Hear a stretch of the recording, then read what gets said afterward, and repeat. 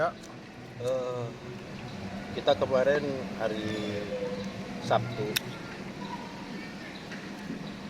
tanggal 3 Oktober 2021, DPP Pemuda Demokrat ini melakukan tanggal 3 apa tanggal 2? tanggal 2 ya, tanggal 2 Di sekarang tanggal berapa? Iya, Minggu tanggal 3 sekarang. ya, berarti tanggal 2 kemarin Dewan Pimpinan Pusat Pemuda Demokrat Indonesia melakukan rapat pleno ke-6. Jadi saya di situ melihat ada pembagian korwil, lalu ada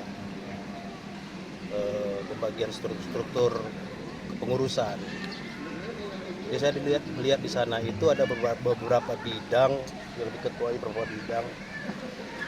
Saya mau pingin tahu ini tuh apa-apa aja sih, sebagian yang bisa ketum jelaskan ke saya agar pemahaman saya lebih jauh tahu ke semua bidang. Contohnya seperti bidang keamanan, ketertiban, Kamtibmas, kemudian pemberdayaan perempuan,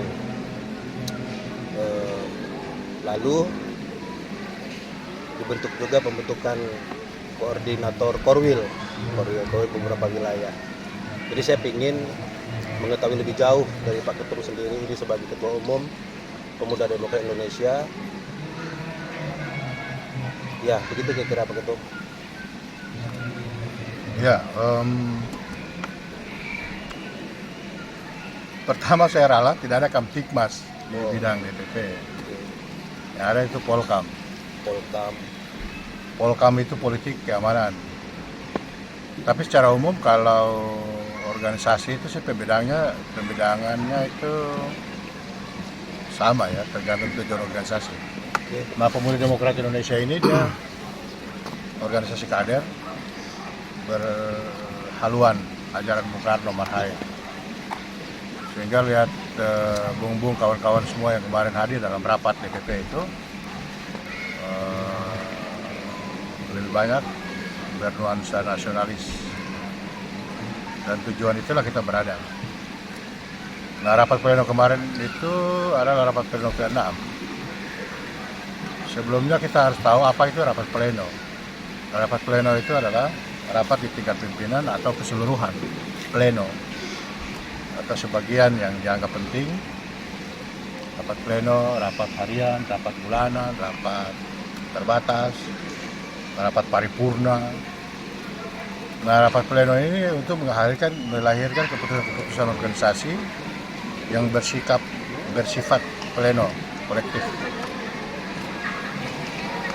Nah, salah satunya itu ya mereshuffle pengurus, pergantian, bahkan penambahan struktur.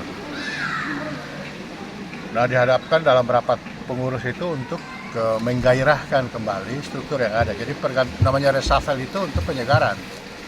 Jadi harus orang-orang yang segar yang datang, baik segar dalam keaktifan maupun segar dalam pemikiran, sehingga bisa memberikan kontribusi aktif terhadap organisasi. Lalu yang berikut juga, mereka yang tidak di reshuffle bukan berarti semuanya punya prestasi. Ada juga yang tidak punya prestasi. Bahkan ada juga yang tidak hadir sama sekali. Cuma ada pertimbangan tertentu, meskipun saya ingin agar harus disamaratakan. Nah, ketua-ketua bidang ini masing-masing membidangi bidangnya sesuai dengan tugas. Pembidangan ini agar kita bekerja berdasarkan tupoksi tugas. Sama tupoksi. Oh ya, tugas. Dari si A tugasnya ini, si A, si D. Nah, sejak kemarin tinggal diterbitkan SK, lalu teman-teman bekerja sesuai dengan bidangnya. Harus ada kompetisi antar pengurus masing-masing ketua bidang. Masing-masing bidang itu harus bisa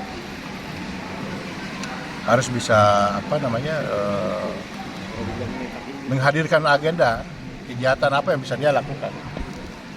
Tapi kalau dia tidak bisa menghadirkan kegiatan, ya bagaimana ya, lucu juga. Artinya saya sebagai ketua umum sudah menghadirkan organisasi ini hidup kembali. mana yang menjadi tugas dan tanggung jawab saya sebagai ketua umum, mana yang menjadi tugas dan tanggung jawab teman-teman sebagai ketua-ketua, wasekjen, bendum, wabendum, dan seterusnya. Jangan juga sampai restrukturisasi pengurus, reshuffle pengurus dari kepengurusan yang dapat menjalankan tugasnya secara baik hanya ketum dan patoha. Betul. Ya betul-betul memahami tupoksinya itu hanya ketum dan patoha. Ini yang repot ini. Tuh. Nah itu kebiasaan-kebiasaan kita di organisasi yang terdahulu seharusnya menjadikan kita untuk lebih berpengalaman dalam hal kayak begini. Nah kira-kira begitulah. Jadi bidang-bidang untuk keaktifan bidangnya. Jadi mengaktifkan organisasi dengan reshuffle agar menghidupkan kembali kepengurusan organisasi dan menghidupkan bidang yang bersangkutan. Orangnya aktif tapi bidangnya nggak aktif. Atau bidangnya aktif tapi orangnya nggak ada. Nah untuk menyempurnakan orangnya aktif, bidangnya aktif, nah itu tujuannya reshuffle. Bukan hanya melengkapi struktur. Kalau melengkapi struktur, saya pikir Bang Cimut dan teman-teman di sekitar Marinda juga cukup. Kalau hanya pinjam nama ya, itu sih tujuan saya sebagai ketua umum dalam rangka reshuffle, menggairahkan kembali organisasi. Karena organisasi ini dia kolektif kolegia. Kolektif kolegia itu satu berbuat untuk semua, semua berbuat untuk satu. Jangan satu berbuat, semuanya diam, atau semua berbuat, satunya diam. Sebaliknya seperti itu. Oke, baik Pak Ketum. Semoga yang Pak Ketum harapkan dalam adanya reshuffle kepengurusan DPP Pemuda ini hendaknya menjadi suatu harapan bagi pemuda ke depannya. Lalu ada satu hal lagi Pak Ketum. Sebenarnya bukan harapan. Tujuan ya? Bukan juga. Tetapi itu visi misi organisasi, kan ada pasal ADRT. Oh iya benar. Itulah. Umat Muslim, Al-Quran menuntun untuk harus sholat 5 waktu. Mau sholat atau tidak itu sudah Allah sudah tidak berharap, itu kalian sendiri yang terjemahkan lah. Mau sholat ya bagus, kalau enggak ya enggak. Jadi ya sifatnya mengulangi aja. Jadi, tuntunannya sudah ada, kitab sucinya ada, ADRT anggaran dasar. Ya mungkin karena saya orang hukum, jadi saya orientasinya berpikir lebih pada anggaran dasar, anggaran rumah tangga. Ya contoh, anggaran dasar rumah tangga kan menganjurkan setiap maksimal 3 bulan sekali melakukan rapat pleno. Nah itu harus dilakukan. Ada unsur-unsur yang tertuang di dalam anggaran dasar rumah tangga itu yang harus ditegakkan oleh organisasi. Kalau organisasi itu ideal, lihat aja dia menjalankan ADRT atau enggak. Kalau dia nggak menjalankan ADRT, ya sudah pasti. Lalu rapat pleno itu juga bukan hanya di DPP, DPD provinsi, DPC kabupaten kota juga harus rapat pleno.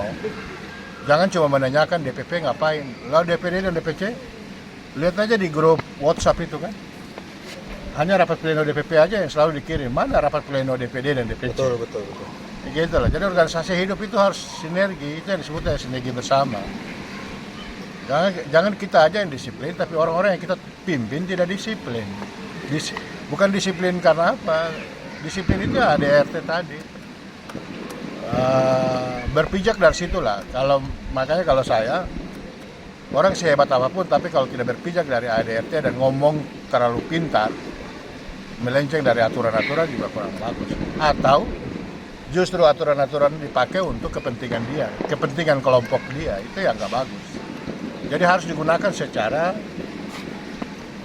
stabil, adil, dan merata untuk kebutuhan bersama. Kebutuhan bersama itu apa? Organisasi. Selayaknya ADRT ini di organisasi seperti negara lah Pak Ketum ya. Ada undang-undang yang mengatur. Undang-undang dasar. Undang-undang dasar yang mengatur. Undang-undang dasar itu ADRT. Peraturan organisasi itu ya peraturan pemerintah, turunannya. Lalu kemarin kita juga membagi pembentukan Korwil nih Pak Ketum. Lalu penjelasan sebenarnya pembentukan Korwil dan tugas teman-teman yang sudah dibentuk di dalam surat keputusan itu atau dinamakan SK, itu apa-apa saja tuh Pak Ketum yang kira-kira tugas dari koordinator wilayah ini kepada DPD pada wilayah khususnya? Korwil itu koordinator wilayah. Koordinator wilayah itu adalah perpanjangan tangan dari pengurus DPP. Dibatasi dengan wilayah-wilayah kerja agar mempercepat proses konsolidasi organisasi. Dari Korwil A, B, dan C, Indonesia Timur, Indonesia Barat, Indonesia Tengah, atau gabungan dari beberapa provinsi, lalu dibentuk Korwil. Nah, itulah tujuan Korwil. Jadi misinya apa? Pembentukan DPD dan DPC dipercepat. Membangun komunikasi dan koordinasi dengan daerah-daerah yang dia pimpin. Jadi kalau belum ada, dibentuk menjadi ada. Setelah ada, dikawal administrasinya. Setelah dikawal administrasinya, dikawal berkembang hidup organisasinya. Itu tujuan Korwil. Jadi sebagai seorang Korwil, dia harus bisa melakukan itu. Lalu kemudian caranya gimana? Setelah dapat SK Korwil, Korwil itu rapat bidang Korwil. Lalu menyusun program kerja Korwil, koordinator wilayah A, B, dan C menyusun rapat. Ayo kawan-kawan yang sudah di-SK-kan Korwil A, Korwil B, ayo kita kapan rapat dan kita menyusun agenda kerja. Nah, Korwil A, B, dan C itu di dalamnya kan ada anggota. Korwil itu ada 5 orang. Penugasannya ada 5 provinsi. Satu orang satu provinsi dikasih tanggung jawab lagi, diperkecil dalam tupoksi itu. Nah, ini yang saya nggak paham, teman-teman tahu atau enggak. Tapi karena ini sudah dewasa dalam organisasi semua dan struktur itu pasti paham. Kalau nggak paham berarti nggak punya keinginan. Tapi itu urusan nomor 2. Urusan nomor 1 tadi itu aktif dulu di organisasi, saya jalankan bidangnya, baru Korwilnya. Jangan Korwilnya jalan, bidangnya nggak jalan. Atau malah dua-dua nggak jalan. Sebagai ketua nggak jalan, sebagai wakil ketua nggak jalan, sebagai sekjen nggak jalan, wakil sekjen nggak jalan. Bidangnya juga nggak jalan. Kalau Korwilnya juga nggak jalan.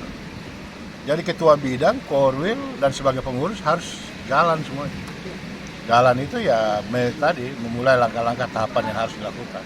Kalau orang paham, dia pasti cara menyambutnya seperti itu. Oh, teman-teman yang SK Korwil A, kapan nih kita rapat? Atau bahkan bikin grup Korwil.